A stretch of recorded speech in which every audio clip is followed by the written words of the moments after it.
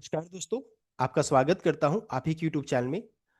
Video को start करने से पहले आप सभी से रिक्वेस्ट करूंगा, अगर अभी तक आपने चैनल को सब्सक्राइब नहीं किया तो request all of you, please channel को सब्सक्राइब कीजिए। वीडियो को लाइक कीजिए, शेयर कीजिए एज मच एज पॉसिबल, ताकि ज़्यादा से ज़्यादा लोगों तक ये वीडियो पहुंच सके। तो चलिए स्टार्ट करते हैं। जहां पर देखिए आज हम लोग डिस्कशन करेंगे वो टाटा मोटर्स शेयर के बारे में। जहां पर देखिए इतने सारे प्रोसेस ऑलरेडी कंप्लीट हो चुका, तो इन सभी चीज़ों को चेक करेंगे। तो अलॉटमेंट को लेकर के जो अभी भी कंफ्यूजन बरकरार है उसको चेक किया जाएगा। नाम जो चेंज हुआ उसके बारे में, बाई और सेल टीएमपीवी उसके बारे में डिस्कशन किया जाएगा। देन टीएमसीवी शेयर प्राइस क्यों नहीं दिख रहा है उसको चेक किया जाएगा।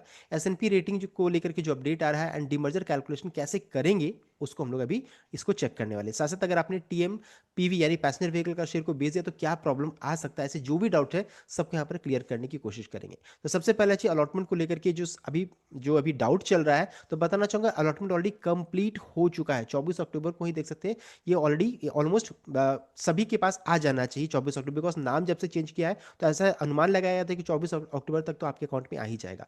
तो अभी इस चीज़ को चेक कर लीजिए आपके पास आया है कि नहीं आया है। आपको कहाँ कहाँ चेक करना है, तो एक तो आपके डीमैट अकाउंट में दिखना चाहिए। अगर डीमैट में नहीं दिख रहा तो डीमैट रिपोर्ट जो रहता है, डीमैट रिपोर्ट जो रहता है, डीमैट का मतलब हो गया होल्डिंग में चेक कीजिए, या फिर डीमैट रिपोर्ट में चेक कीजिए। वहाँ भी अगर नहीं मिलता तो फिर मेल में चेक कीजिए, मैसेज में चेक कीजिए, या फिर सीडीएसएल रिपोर्ट रहता है उसमें भी आप चेक कर सकते हैं। तो कहीं भी अगर आपको मैसेज आया है कि आपको क्रेडिट हुआ है तो इसका मतलब है कि आपको मिल जाएगा, कभी ना कभी आपके डीमैट अकाउंट में वो दिखने लगेगा। तो ऐसा कोई चिंता की विषय नहीं है। अबे इस अगर मान लीजिए नहीं आता है तो आपको क्या कंफर्म करना है कि क्या आपने टाटा मोटर्स के शेयर को 13 अक्टूबर तक, 13 अक्टूबर तक क्या आपने शेयर को खरीदा कि नहीं खरीदा। अगर आपने 13 अक्टूबर को तक शेयर को खरीद करके रिकॉर्डेड 14 अक्टूबर तक अगर आपने इस शेयर को रखा है तो आपको टाटा मोटर्स का शेयर जरूर मिलेगा। ये इंपॉर्टेंट है। 13 अक्टूबर एलिजिबिलिटी डेट है, 14 अक्टूबर आपका रिकॉर्ड डेट हो जाएगा। तो ये हो गया इंपॉर्टेंट डेट। अगर आपने ऐसा किया है तो आपको मिलेगा।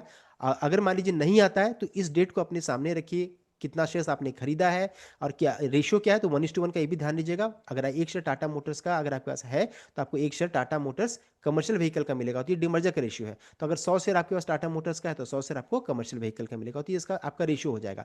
तो जब भी आप ब्रोकर से बात कीजिए तो आप जो रहता है डेट को अपने सामने में रखिए, बिकॉज सबसे पूछा जाएगा कब आपने बेचा कब आपने खरीदा। तो पूरे डेट को अपने सामने रखिए, कितना शेयर उसके अनुसार फिर आप उनसे बात कर सकते हैं। तो डेट को जरूर सामने रखिएगा। तो इंपॉर्टेंट डेट है, इसको चेक कीजिए कि आपने ऐसा किया कि नहीं किया। अगर आपने एलिजिबिलिटी डेट तक खरीद लिया है, रिकॉर्ड डेट तक रखा है, तो आपके डीमैट अकाउंट में पक्का दिखेगा। ये चीज़ तो है। तो ये हो गया अलॉटमेंट को लेकर के। दूसरा चीज़ है मेल में। अगर मेल में भी आप जरूर चेक कीजिए, हो सकता है स्पैम में हो, तो उसमें भी आप चेक कर लीजिए कि ऐसा कोई मेल आया कि नहीं आया। बिकॉज देखिए अधिकतर क्या सब लोगों को ऐसा मेल आया होगा जहां पर देखिए बताया जा रहा है कि कितना शेयर्स, देखिए रिकॉर्डेड, देखिए यहाँ पर है कितना शेयर्स अलॉट किया गया कमर्शियल व्हीकल का, देख सकते हैं। And date on which the share have been credit, तो 16/10 से सबको क्रेडिट होना स्टार्ट हो गया है। तो मोस्ट प्रोबेबल चांसेस है सबके पास अब तो आ जाना चाहिए। तो कहीं ना कहीं आपके डीमैट अकाउंट में या फिर रिपोर्ट्स में या ट्रेडिंग जो रिपोर्ट्स होता है सब कहीं ना कहीं आपको मिल जाएगा वो चीज़। तो चेक कर लीजिए, नहीं तो फिर आप ब्रोकर से संपर्क कीजिए। तो ये हो गया अलॉटमेंट को लेकर के। दूसरा चीज नाम जो चेंज हुआ है, तो पहले देखिए जो डिमर्जर वाले दिन तक इसका नाम टाटा मोटर्स हुआ करता था। अब नया नाम जो है टीएमपीवी देखिए रखा जा रहा है, टाटा मोटर्स पैसेंजर व्हीकल। तो ऑलरेडी नाम चेंज हो गया। आपके डीमैट अकाउंट में अब ये रिफ्लेक्ट होना चाहिए, बिकॉज ऑलरेडी वो स्टार्ट हो चुका, 24 तारीख से स्टार्ट हो गया है। तो अब जो रहता है एक शेयर टीएमपीवी के नाम पे रहेगा, दूसरा दूसरा शेयर टीएमसीवी के नाम से रहेगा, कमर्शियल व्हीकल के नाम से रहेगा। तो इस चीज को ध्यान दीजिएगा। तो दोनों कंपनीज का नाम हो चुका है।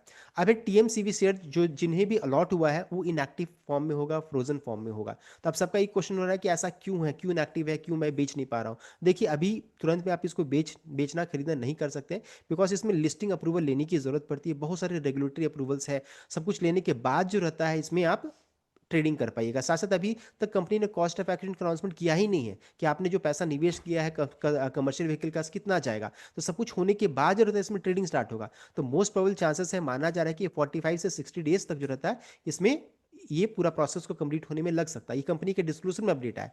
तो मोस्ट प्रोबेबल चांसेस है मिड नवंबर से लेकर के दिसंबर स्टार्टिंग तक, दिसंबर फर्स्ट वीक तक इसमें देखिए फिर से ये लिस्टिंग के लिए जा सकेगी। लिस्टिंग होगा, लिस्टिंग जैसा होता है उसके ऊपर सब कुछ डिपेंडेंट रहेगा। तो कब से इसमें ट्रेडिंग स्टार्ट होगा या फिर कभी इनएक्टिव फॉर्म से एक्टिव फॉर्म में रहेगा, फ्रोजन फॉर्म कब हटेगा, तो मिड नवंबर से लेकर के दिसंबर स्टार्टिंग जो रहता है उस समय कभी भी लिस्टिंग होगा। उसके बाद फिर ये सब कुछ नॉर्मल शेयर्स की तरह बिहेव करने लगेगा।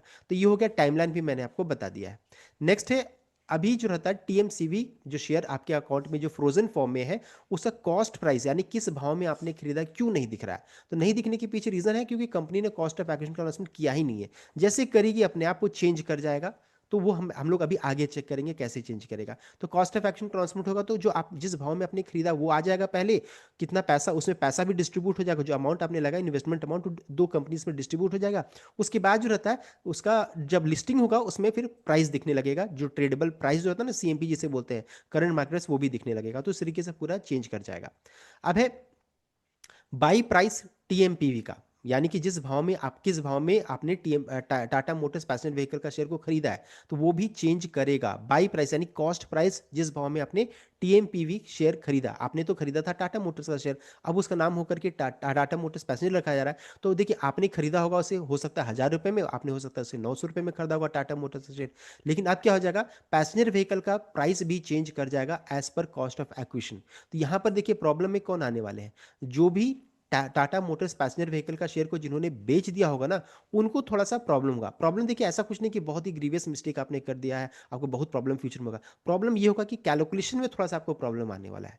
सिंस कंपनी ने अभी तक कॉस्ट ऑफ एक्विजिशन का अनाउंसमेंट नहीं किया है तो ये बहुत डिफिकल्ट हो जाएगा कि कितना पैसा आपने इन्वेस्ट किया है टाटा मोटर्स पैसेंजर व्हीकल में एंड कितना पैसा आपका इन्वेस्ट हुआ है टाटा मोटर्स कमर्शियल व्हीकल में। बिकॉज वो कब पता चलेगा, जब कंपनी अनाउंस करेगी कॉस्ट ऑफ एक्विजिशन। सो अभी ये बताना बहुत मुश्किल है कि सो बताना मुश्किल है कि ये जो रहता है टीएमपीवी में कितना जाएगा, टीएमसीबी में कितना जाएगा, बिकॉज कॉस्ट ऑफ एक्विजिशन का अनाउंसमेंट नहीं हुआ है। सो इसलिए मेरे अनुसार तो अभी अवॉइड करना चाहिए टीएमपीवी का शेयर को बेचना। थोड़ा सा भी प्रॉब्लम होगा बिकॉज इसको कैलकुलेशन करने में आपको थोड़ी दिक्कत आने आएगी, अगर दिक्कत आएगी इन फ्यूचर में जब कंपनी कॉस्ट ऑफ एक्विजिशन का अनाउंसमेंट करेगी तब। सो इफ यू सेल, अगर आप बेच भी दिए, मान लीजिए आपने बेच दिया है, तो प्लीज कहीं ना कहीं उसको नोट कर लीजिए कि आपका बाई प्राइस क्या था टाटा मोटर्स का एंड कितना आपने पैसा लगाया था, बेचने के बाद आपको कितना पैसा रिटर्न आया है कंपनी की तरफ से, आपकी आपके होल्डिंग कितना दिखा रहा है आपके फंड में। इन सभी चीज़ों को जरूर नोट कर लीजिए कहीं ना कहीं, बिकॉज क्या तब आप जज कर पाइएगा कि ओवरऑल आप प्रॉफिट में है कि लॉस में है। ये कैलकुलेशन में आपको आसानी रहेगी।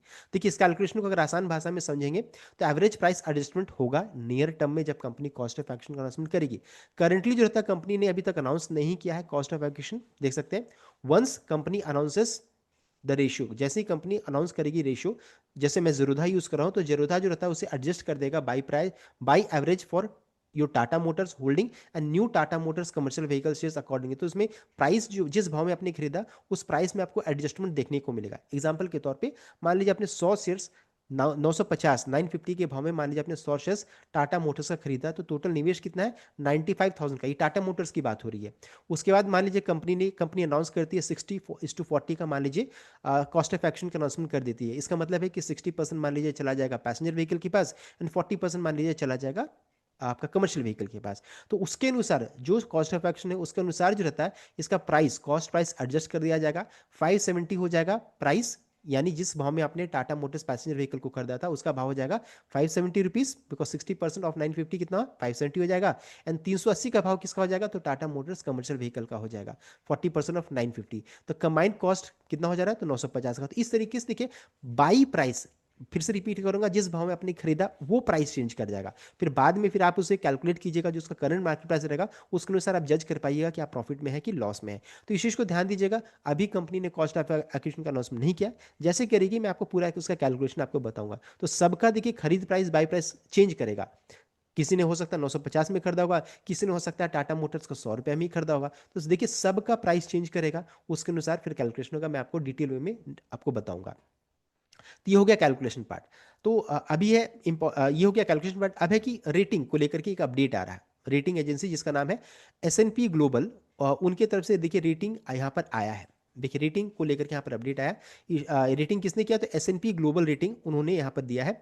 तो जो रेटिंग आया है उसमें डाउनग्रेड्स देखने को मिल रहे हैं, डाउनग्रेड किया जा रहा है। तो डाउनग्रेड के पीछे रीजन क्या है कि अभी करंटली आपने अभी सुना होगा साइबर अटैक को लेकर के, जो साइबर अटैक हुआ था। साइबर अटैक में जो रहता है बहुत सारे यहाँ पर इनको फिनेंशियल प्रॉब्लम भी आ रहा है। Financial problem in the sense financial hurt किया है इनको, यहाँ पर नुकसान हुआ उस चीज़ को लेकर के। साथ ही साथ यहाँ पर जो इनका प्रोडक्शन जो है कुछ समय के लिए हॉल्ट किया, रुका था। तो इन सभी चीज़ों के कारण S&P ग्लोबल रेटिंग एजेंसी ने इन्हें डाउनग्रेड किया। अगर चेक कीजिएगा तो Tata Motors passenger vehicle, formally जिसे टाटा मोटर्स बोला जाता है, long term issuer credit rating triple be stable था पहले, जिसे घटा करके ट्रिपल बी नेगेटिव कर दिया गया। जैगुआर लैंड रोवर का चेक कीजिएगा तो लॉन्ग टर्म इशू है, क्रेडिट रेटिंग सीनियर अनसिक्योर्ड डेब्ट दोनों के लिए है। तो ट्रिपल बी पॉजिटिव था, जिसे घटा करके ट्रिपल बी नेगेटिव किया गया। एंड ट्रिपल बी माइनस था, उसे घटा करके देखिए ट्रिपल बी माइनस रीएफर्म किया गया। उसी तरीके से टीएमएल होल्डिंग को अगर चेक कीजिएगा तो यहाँ भी देखिए नेगेटिव यहाँ पर देखने को मिला, तो यहाँ पर डाउनग्रेड्स देखने को मिल रहे हैं। तो ये क्यों किया गया, रीजन मैंने आपको बता दिया है। तो अभी देखिए इस कारण से अगर चेक कीजिएगा तो लास्ट ट्रेडिंग सेशन में टाटा मोटर्स पैसेंजर व्हीकल के शेयर में थोड़ा सा दबाव भी देखने को मिला। लेकिन इंपॉर्टेंट क्या है कि अभी थोड़ा ही जस्ट नीचे है बुलिश जोन में जाने के लिए। जैसे ही 10 रुपए ऊपर जाएगा तो फिर ट्रेंड इसका चेंज कर जाएगा। तो अच्छी चीज क्या है कि रेटिंग तो नेगेटिव आया, लेकिन उतनी गिरावट यहाँ पर हुई नहीं है। तो ये हो गया रेटिंग के बारे, जो हो हल्ला मचा हुआ, ये रेटिंग आपके सामने में है। अब है इंपॉर्टेंट कि ब्रोकरेज का टारगेट क्या है for both the shares. Profit and loss में है, उसका कैलकुलेशन कैसे होगा, डिराइव वैल्यू कैसे निकालेंगे। तो जिन्हें भी पूरा डिटेल वे में चाहिए, प्रीवियस वीडियो मैंने डिटेल वे में इसको एक्सप्लेन किया है, आप इसको चेक कर सकते हैं। दोनों वीडियो का लिंक आज की वीडियो की डिस्क्रिप्शन में अवेलेबल रहेगा, आप उसको चेक कर सकते हैं। तो इसका पूरा कैलकुलेशन यहाँ पर है। नेक्स्ट वीडियो में जब कंपनी कॉस्ट ऑफ एक्विजिशन का अनाउंसमेंट करेगी, मैं उसे डिटेल में बताऊंगा कि कॉस्ट प्राइस या फिर जिस भाव में अपने शेयर को खरीदा है वो कैसे चेंज किया, उसका कैलकुलेशन क्या है, आप प्रॉफिट में कि लॉस में, सब कुछ मैं आपको बताऊंगा। तो ये था कंप्लीट अपडेट। आई होप आपको भी लाइक किया, शेयर किएगा, चैनल को सब्सक्राइब कीजिएगा। Thank you.